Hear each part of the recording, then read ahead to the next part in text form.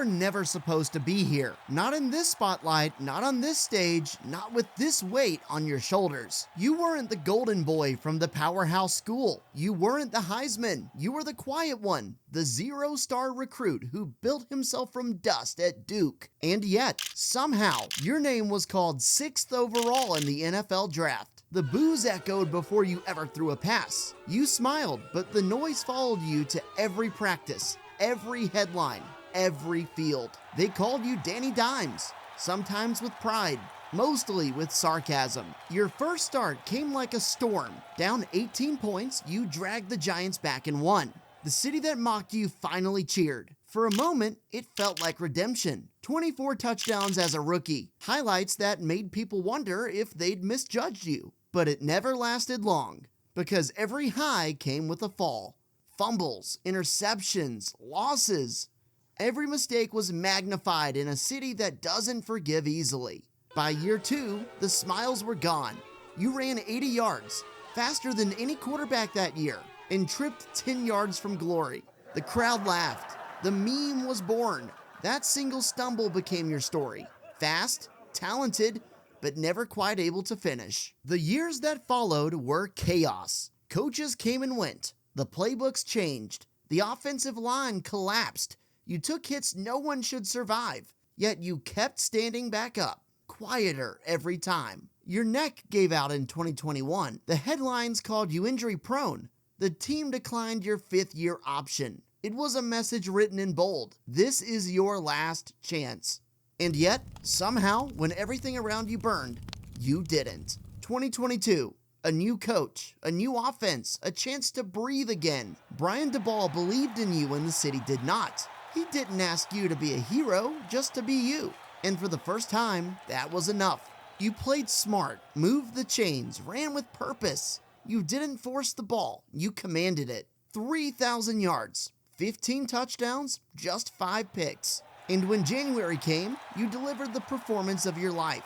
301 passing yards, 78 rushing, and a playoff win no one thought you could lead. That night, the doubters fell silent. That night, Danny Dimes meant something again. The Giants called it a comeback. You called it progress. 4 years, $160 million. You'd earned their trust, or so it seemed. But New York giveth, and New York taketh faster than any city in the world. Week 1 of 2023, 40-0, the biggest Week 1 loss in Giants history. You were sacked 7 times, booed again, haunted again. The same crowd that cheered your rebirth now questioned your worth. By November, your season was over, and your future was not yours anymore. In 2024, you weren't a starter. You weren't even a backup. You were running scout team safety, a former franchise quarterback turned practice body. The cameras didn't show it, but every player saw it. The quiet humiliation of a man who once carried a team. And when you finally asked for your release, they granted it. No press conference, no farewell, just a transaction. Minnesota, a clipboard, silence. You watched from the sidelines, healing. The headlines moved on. The world forgot, but you stayed silent and you stayed working. Some stories need time to breathe before they can rise again.